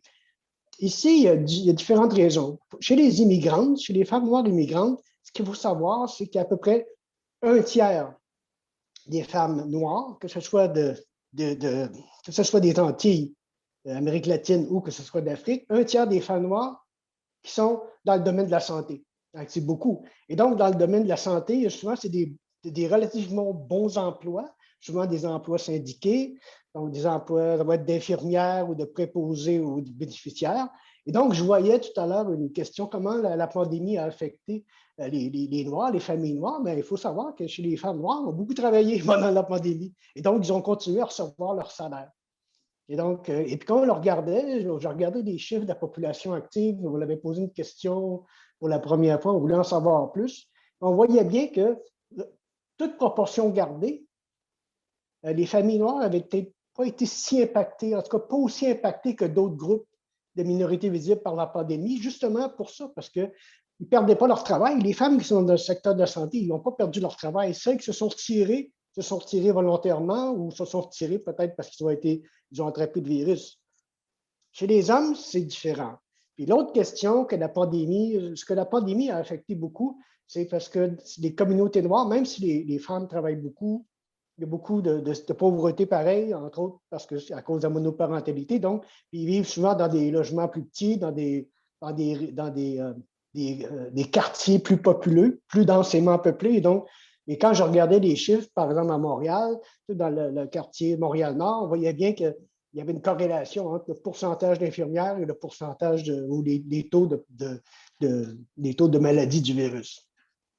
chez les, je ne sais pas si je m'explique, mais vous pourrez poser d'autres questions. Chez les personnes de deuxième génération, ce qui est frappant, c'est de voir la différence entre les hommes et les femmes. Les femmes noires de deuxième génération, en particulier, je dirais en particulier les Antillaises, mais comme j'ai montré, les femmes noires en tout cas les Noirs de deuxième génération, c'est essentiellement des personnes d'origine dont les parents étaient caribéens, ou provenaient des Caraïbes ou de l'Amérique latine, de Guyana. Bon, ce qui est frappant, c'est la différence de niveau d'éducation. C'est les femmes de deuxième génération, de femmes noires de deuxième génération, et quand même, ils arrivent à l'université en nombre relativement important. Alors que chez les hommes, il y a comme un blocage. Et j'ai un de mes collègues, justement, dans un des articles que je cite à la fin de ma présentation, qui étudie un peu plus en détail ce qui arrive aux hommes noirs, aux jeunes noirs. Et ce qui arrive, c'est qu'il semble y avoir comme une espèce de blocage au niveau des études primaires, secondaires, comme si ces hommes-là étaient un peu mis de côté, ou si on voulait peut-être pas les encourager de la bonne façon, ou si on voulait les diriger vers des secteurs, disons, moins valorisés. Peut-être qu'il y a aussi peut-être un manque d'identification. Il n'y a peut-être pas assez de professeurs noirs. Donc, c'est assez complexe. Je ne peux pas vous donner une réponse là, tranchée au couteau, là, mais tout ce que je peux vous dire, c'est que, bon, c'est ça. Puis, moi, quand j'ai fait commencer ce travail-là, c'est ça qui m'a le plus frappé. C'est la différence entre les hommes et les femmes. Et de voir à quel point il y avait ces écarts-là chez les... Bon, vous allez me dire, les salaires sont plus bas chez les Noirs en général. Je vais vous inciter à conclure là-dessus pour laisser le temps aux autres questions. Mais parfait. Merci beaucoup. En tout cas, vous avez vu un peu le temps de répondre, puis je vais laisser aussi aux autres personnes, aux autres panélistes, je pense qu'il y a certaines choses dans les tentatives de réponse que justement, je soupçonne Amal de vouloir réagir à certaines choses. Donc, peut-être, je vais laisser la parole à Amal si elle veut réagir à ce qui a été dit, puis ensuite, on va y aller pour les prochaines questions. Ah non, pardon, je voulais répondre aux questions qui m'ont été posées. Donc, OK, parfait. Donc, je vais y aller dans l'ordre à ce moment-là. Puis, si jamais vous vouliez réagir à ce qu'on a dit sur le portrait des communautés noires, je pense en temps de COVID-19. En tout cas, moi, j'ai vu passer toutes sortes de chiffres récemment au niveau de des pertes d'emploi et tout. Donc, il y a un ensemble de choses, je pense, à ce niveau-là qui peuvent être intéressants aussi pour les participants. Donc, Virginie, vous avez déjà répondu à plusieurs questions dans le chat. Oui, mais est-ce que, parce que moi j'ai l'impression qu'Amal, ça serait, parce que comme justement j'ai répondu à plusieurs questions, mais Amal, elle n'a pas eu l'occasion ni par écrit ni par oral, ça ne me dérange pas plutôt qu'on commence avec Amal et qu'on revienne vers moi après, parce qu'il y avait des questions. Ça ne me dérange pas non plus, pardon. Allez-y, s'il vous plaît, Virginie. Okay, parce que vous avez des questions géniales auxquelles moi j'ai hâte de vous entendre sur ces questions. J'ai hâte de vous entendre, allez-y, s'il vous plaît. C'est bon. Donc, on va y aller peut-être avec des réponses brèves. Comme ça, on va pouvoir s'assurer de faire le tour le plus grand nombre de questions possible. Mais en fait, il y avait quelqu'un qui demandait si vous aviez un peu plus de détails sur les secteurs où il y a le plus d'entrepreneurs. Si on voit que les gens sont particulièrement actifs dans certains secteurs de l'économie canadienne ou s'il y a des intérêts particuliers pour développer des entreprises dans ces secteurs-là. Ouais, je vais peut-être vous décevoir avec ma réponse. C'est que c'est une des limites de notre étude, c'est que j'ai pas ni dans le portrait au niveau de la revue de la littérature, ni dans les conclusions que nous-mêmes on peut tirer, je ne suis pas à même de vous dire quels sont les secteurs d'industrie dans lesquels on retrouverait plus d'entrepreneurs africains, parce que c'était surtout la question, je l'avais noté moi aussi, ce qui est une excellente question. Je ne l'ai pas vu circuler moi dans ma revue de la littérature et moi je ne peux pas tirer des conclusions générales. Ce que je peux vous dire par contre, qui ressort du portrait des secteurs représentés dans notre étude, qui est quand même limitée, n'est-ce pas, puisqu'il y a 38 interviewés, c'est qu'on a beaucoup les secteurs textiles et beauté, restauration, artisanat. Donc, nous, en fait, ce qu'on a fait ressortir dans notre rapport, c'est que de la même manière qu'il y avait un entrepreneuriat de femmes qui était très caractérisé par le secteur des services qu'on voyait ressortir, pour les entrepreneurs africains, il y avait un caractère très ethnicisé parce que souvent, ethnicisé dans le sens où les produits qui étaient proposés, que ce soit la restauration, les textiles, la beauté ou l'artisanat, c'était la volonté de partager des produits et des savoir-faire issus du pays d'origine. Puis c'est ça qui marquait beaucoup, enfin souvent, on va dire, je ne veux pas non plus dire que c'était le cas pour tous, mais on va dire en grande majorité, les entreprises, des entrepreneurs africains qu'on a rencontrés, et en particulier des femmes encore là. Donc, il y avait aussi un croisement entre secteur de services et le caractère davantage ethnicisé de la volonté de partager des savoir-faire, des savoir-être et des produits de la culture d'origine. Donc, moi, c'est la seule chose que je peux dire sur ça. Les taux de succès, qui était la deuxième composante de cette question, dans notre étude, malheureusement, on n'a pas l'occasion, c'était donc mené en 2019, on n'a pas eu l'occasion d'aller pouvoir les retrouver à nouveau, ces gens-là, et de leur demander, surtout après la pandémie, vous en êtes où? Sauf que ça serait vraiment super pertinent, parce que justement, il y a des chiffres très récents qui sont sortis, que j'ai lus là il y a une semaine, un rapport qui a été produit sur l'entrepreneuriat au féminin qui en a pris une sacrée claque, parce que justement, beaucoup de sujets qu'on aborde dans notre étude sur le fait de devoir jongler avec différentes casquettes, les responsabilités à la maison, vous comprenez bien que le télétravail, c'est inexistant pour des femmes entrepreneurs, notamment issues des minorités visibles ou qui n'ont pas le réseau de soutien. Parce que quand on parle de ce que je n'ai pas mentionné, que je vais m'arrêter là après, mais ce que je n'ai pas mentionné, qui est important de rappeler quand on s'intéresse à une population issue d'immigration, c'est qu'il n'y a pas les mêmes réseaux de soutien pour commencer, des réseaux affectifs, des réseaux sociaux, des réseaux économiques, ça va de sens, mais au-delà du réseau économique, il y a aussi tous ces autres réseaux, tous ces autres soutiens dont on a besoin pour avoir des ailes, se lancer à son compte. Puis quelqu'un qui arrive et qui connaît personne, mais c'est brutal, ça demande un courage, c'est déjà difficile de se lancer à son compte, mais alors pour une personne immigrante, hein, Khadija le sait avec les programmes qu'elle fait, c'est un courage exemplaire carrément. Donc on comprend que dans le contexte de la pandémie, déjà quand les réseaux sont quasiment inexistants et que là on est complètement déconnecté, on voit ces chiffres en particulier pour les femmes entrepreneurs qui ont...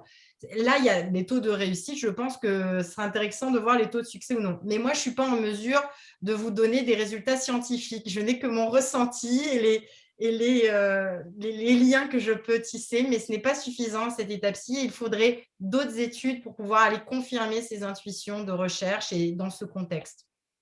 Bien, justement, je pense que j'en profite pour passer la parole à Khadija parce que en étant sur le terrain, je pense qu'il y a beaucoup de pistes de réflexion qui sont déjà présentes là-dedans.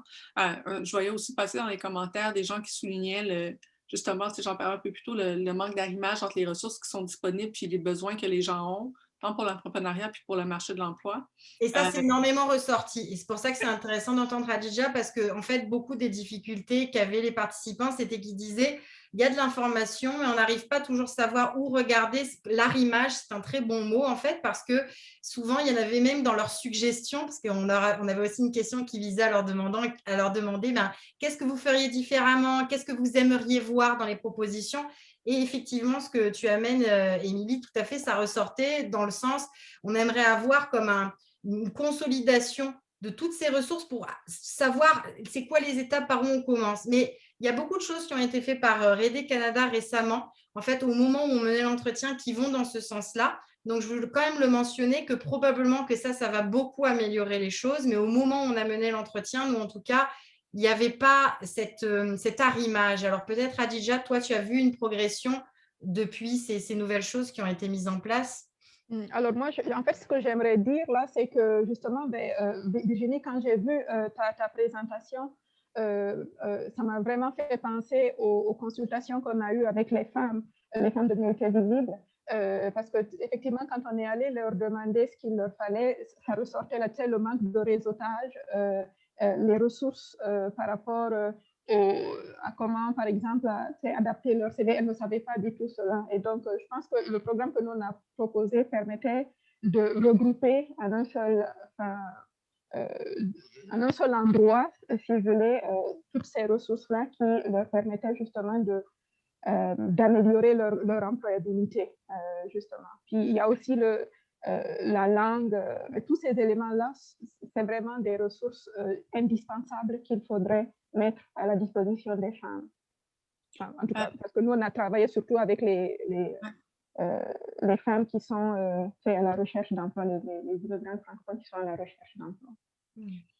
Une autre question qui vous était adressée, Khadija, c'était la façon dont concrètement on parlait de la question du racisme et du racisme systémique dans les programmes. Comment est-ce qu'on soit souvent pour les personnes qui sont très nouvelles arrivantes, la réalité du racisme au Canada peut être un choc par rapport à, on va Oui. dire, la propagande Dans nos consultations, c'est quelque chose qui est revenu aussi, la discrimination, le manque d'ouverture de la part de certains employeurs. Là, c'est souvent revenu dans nos discussions. Alors, nous, dans le cadre de notre programme, on fait des ateliers par rapport à la diversité culturelle parce que parfois aussi, là, il faut le reconnaître, ce n'est pas tout le temps le cas, mais parfois aussi, c'est des incompréhensions, c'est le manque de compétences culturelles. Donc, nous, on met l'accent aussi par rapport sur la diversité culturelle. Mais je sais aussi que oui, il faut le mentionner, il faut l'expliquer aux immigrantes, mais c'est aussi quelque chose qui est important d'expliquer aux employeurs d'ici, à la société d'accueil. Elle doit être sensibilisée aussi à la diversité culturelle. Et ça, c'est très, très important. Ça va dans les deux côtés. Autant il est important pour les gens qui viennent de savoir comment la société marche, quelles sont les normes culturelles, c'est écrit nulle part, c'est difficile hein, de le comprendre du premier coup, ça prend du temps. Et autant, je pense qu'il est important aussi de faire la même chose, mais du côté de la société d'accueil, des employeurs. Et puis, on travaille aussi par rapport à ça. Là. On est en train de réfléchir à des projets par rapport à ça. Super, merci beaucoup pour cette réponse-là. Je vais aller tout de suite à Amal, puis ensuite on va voir si on a le temps pour une dernière question peut-être. Mais Amal, il y a plusieurs personnes qui vous posent des questions sur, disons, les concepts que vous avez lancés, qui, je pense, frappent l'imaginaire. Il y a une question qui porte sur le concept de minorité dans une minorité, pour parler de l'expérience des personnes noires francophones.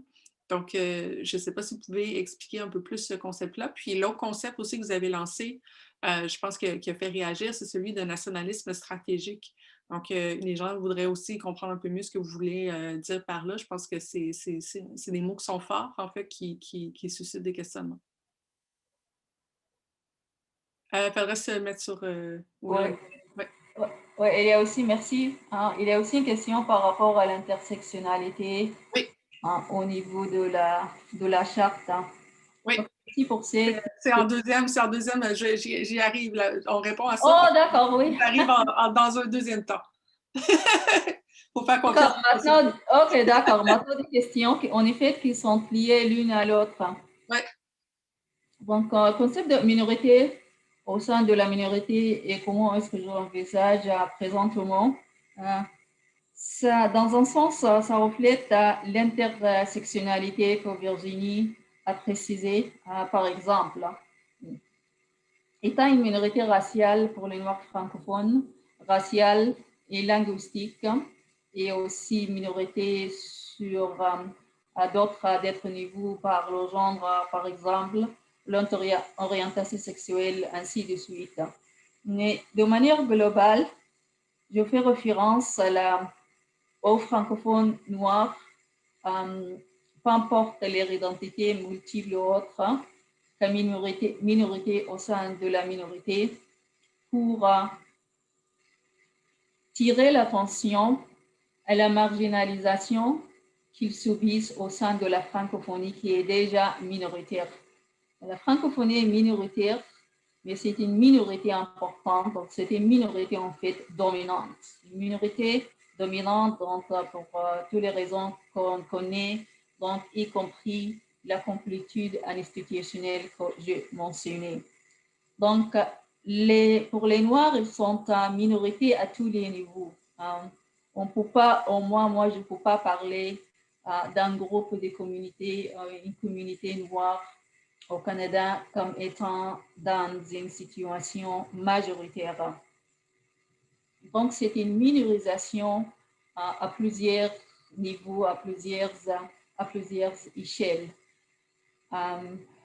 S'il y a une extrême de minorisation, donc c'est la situation des francophones noirs au Canada. Les Noirs, de manière générale, sont certainement marginalisés à plusieurs façons, mais les francophones noirs, de par le statut de minoritaire comme minorité linguistique, sont plus marginalisés. Les statistiques montrent que les Noirs sont parmi les plus marginalisés, s'ils ne sont pas les plus marginalisés entre les communautés immigrantes que d'autres communautés. Comment j'envisage ce concept à l'ère actuelle? J'envisage en termes de, pas seulement de minorisation, mais surtout de résistance.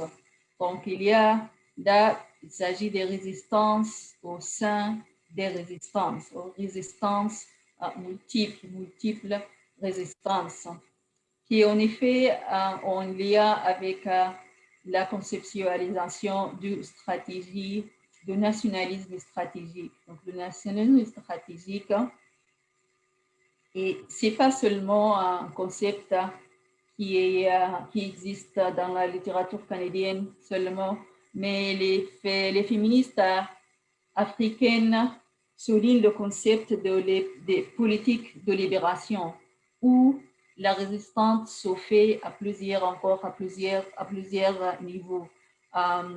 Il y a une résistance au sein des communautés noires, ou même au sein des communautés noires au niveau des sous-communautés noires. Il y a des résistances qui se font en collaboration et solidarité entre les Noirs et les francophones, et entre Noirs francophones et d'autres, et l'ensemble de la francophonie, et aussi entre un autre niveau qui consiste aux Noirs francophones, aux Noirs anglophones. On peut penser aux aspects, aux stratégies de résistance qui s'établissent présentement entre les Noirs et les Autochtones. Par exemple, c'est le fait de ne pas se limiter à un certain mouvement social, mais à plusieurs mouvements sociaux. Mais en fin de compte, en fait, le but ultime, ça va être d'avoir des mouvements, oui, qui sont divers à certains niveaux, divergent, mais qui ont un but commun en fin de compte. Donc, toujours la justice sociale, j'ajouterais la justice raciale. Donc, quand j'ai d'abord utilisé ou développé ce concept de minorité au sein de la minorité, j'ai mis l'accent sur la marginalisation. Présentement, je sais que la marginalisation persiste, mais je mets l'accent surtout sur les stratégies de résistance. Merci. Et puis, si vous êtes capable en 20 secondes de répondre, vu le temps, comment, il y avait l'autre question qui vous avait été posée sur la façon d'intégrer mieux l'intersectionnalité dans la façon dont la Charte des droits et libertés de la personne fonctionne. Donc, si vous aviez quelque chose à faire par rapport à ça, ce serait quel type de modification? Donc, comme vous savez, donc il y a l'article 23 de la Charte des droits à l'instruction dans la langue de la minorité qui garantit des droits, oui, certains droits aux francophones par rapport à l'éducation, à l'instruction en français. Et donc, il y a l'article 15 de la Charte sur la section de droit à l'égalité qui garantit des droits raciaux, donc au terme de lutte contre le racisme. Donc ça, c'est un article 15 sur l'antiracisme et puis article 23 qui est lié à la francophonie. Ça peut être interprété, donc l'urbanisation de ces deux articles, comme étant des articles, des questions qui ne sont pas liées l'une à l'autre. Donc il faut une intersection, faire référence à l'antiracisme au sein de la francophonie avec l'article 23 qui garantit donc les droits des droits en minorité linguistique, et puis souligner aussi au moins faire référence à la francophonie dans la section de la charte qui traite de l'antiracisme. En fin de compte, ce qui compte vraiment, oui, la modernisation, la révision des chartes, mais surtout la mise en œuvre appropriée de ces lois canadiennes, que ce soit les langues, la loi sur les langues officielles ou la charte ou d'autres lois, la mise en œuvre de façon équitable et appropriée. Merci beaucoup, Amal. Je pense qu'on aurait pu continuer puis faire un autre tour de table comme ça avec toute la richesse, puis peut-être vous faire interagir entre vous un peu plus. C'est tout le temps dont on dispose malheureusement pour aujourd'hui, mais j'espère que tout le monde va pouvoir continuer à réfléchir puis à répondre vous-même à vos propres questions en dormant là-dessus cette nuit. Demain, on a donc un panel, d'abord juste pour vous rappeler plusieurs choses à faire. Donc d'abord, demain, c'est des ateliers et non pas un panel. Donc, il va y avoir une formule interactive. Vous avez 3 différents ateliers. Donc, les participants, vous allez être automatiquement redirigés vers l'atelier auquel vous avez été inscrit. Donc, juste vérifier ces informations-là pour bien s'assurer que vous soyez dans le bon atelier demain. Un rappel aussi, j'ai mis dans le chat donc le lien vers le SurveyMonkey qui vous permet de faire l'évaluation de l'après-midi. Donc, juste prendre le temps de remplir ce formulaire-là. Ce serait très apprécié pour les gens qui sont responsables de l'organisation. Et je veux finalement remercier chaleureusement Amal, Virginie, René et Radija. Si je vous invite à aller applaudir et ou remercier dans le chat, ils vont voir vos messages en rafale juste avant de vous déconnecter. Ça m'a fait grand plaisir d'être avec vous aujourd'hui. Puis on se retrouve donc demain, même heure, pour la suite des choses et pour les ateliers. Donc, merci beaucoup. À toi Merci aussi. beaucoup. À demain. Merci beaucoup. Merci beaucoup. Merci, au revoir. Merci. Merci Émilie pour la bonne animation. De grand plaisir. Au plaisir, Khadija. Au plaisir, Virginie. Merci beaucoup. Amal. Au revoir.